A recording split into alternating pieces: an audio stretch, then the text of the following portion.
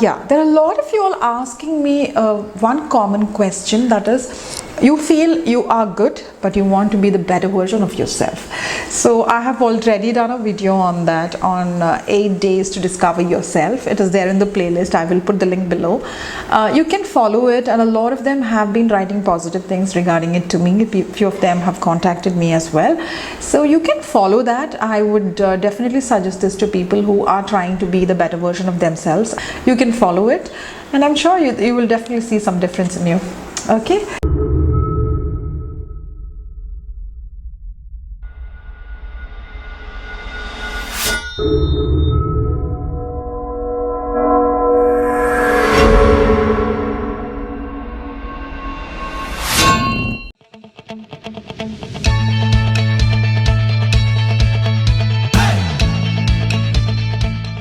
Hi, hello and namaste. Welcome to 48 Frames Company. So today I will be discussing about social anxiety disorder or social phobia that we talk in general. It's a general term that we use. So what exactly is this social phobia? As the name itself suggests, no? Social phobia is fear of being with a crowd, being with a lot of people, where you feel, you have this immense worry and fear of people judging you, people passing comments on you, people looking at you negatively. What will people think? This is one thing that is going to be in your mind throughout if you have social anxiety disorder or social phobia in general. So whenever you have to interact with a group of people, or you have to go for a marriage function, or you have some guests at home, you have a lot of guests coming home, so you like to isolate yourself and you do not want to be a part of it at all.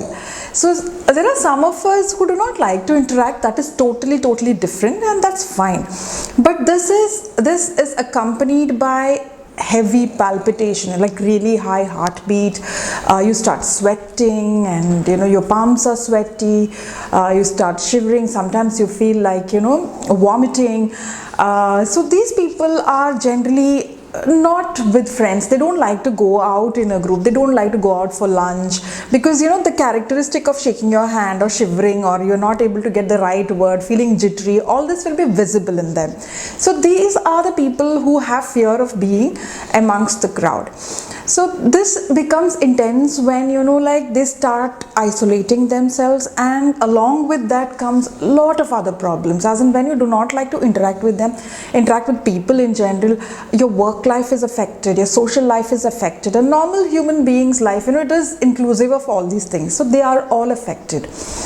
Sometimes an extension of this can lead to depression, anxiety related issues. This is also a part of an anxiety. This is an anxiety disorder in itself, but there are a lot of other mental health issues that are associated with this. So it can lead to that, which are even more even more extreme, even more worse than this particular condition. So what are the ways that you can counter it, or what are the few things that mental health professionals suggest for this particular issue?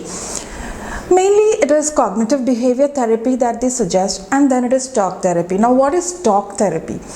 Talk therapy in simple terms is a psychotherapy. So what happens is that the clinician starts talking and makes the person identify what exactly is causing this issue.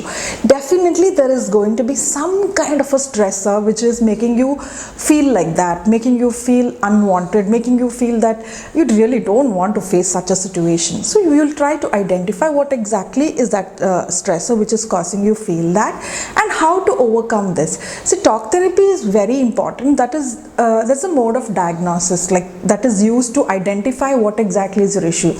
Most of them who come into our clinic will not be coming in saying that, oh, I have social phobia, or they come with bits and pieces. They say, I'm feeling very uneasy, I don't know why I'm feeling sad, or sometimes they come up with no reason at all, and then we identify what exactly is the issue, and then only we can diagnose it to be a particular issue as such, and only then we can come up with the treatment methods. So this is one thing that is generally found from the teenage days. Okay, once they reach puberty, most of them, around, I think, as per statistics, it is 5% of teenagers, generally tend to face something similar to this, and then we can diagnose it and identify what exactly is happening to them. Now, you should never be confused with kids or youngsters or teenagers or grown-ups who are shy. Shyness is totally different from this.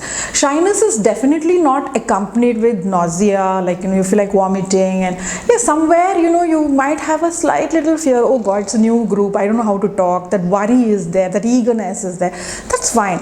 But this is at an elevated level where you really want to run away from it for being judged, what they'll think about me, am I looking beautiful, self-doubt, all that is included in this. So if at all you have someone in your team who does not like to go out in a group or anything purely because of shyness, do not misunderstand it with an anxiety disorder like this.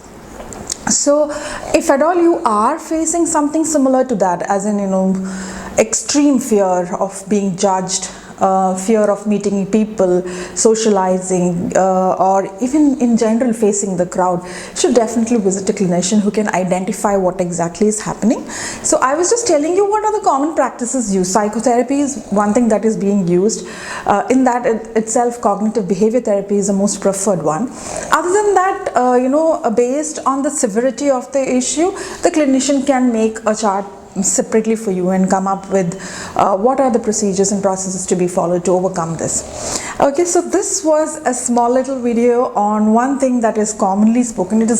I see a lot of people saying, if they are having stage fear or something very, very, very silly, maybe even to make new friends, they come and say, I have social phobia. You're like wondering, really? And that's why we thought, like, we really need to understand certain things need to have a clarity. So it might be shyness, it is not social phobia. Social phobia is an illness in itself. So this is one bit of clarity that we wanted to give from our end.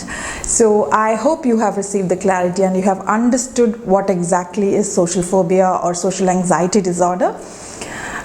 If you have liked, then please do like the video and do share if you feel someone would find it useful. And if you have not yet subscribed to the channel, do not forget to subscribe to the channel. We have various other disorders and mental health related topics being discussed in this channel. Please do watch them as well. So thank you so much for joining in.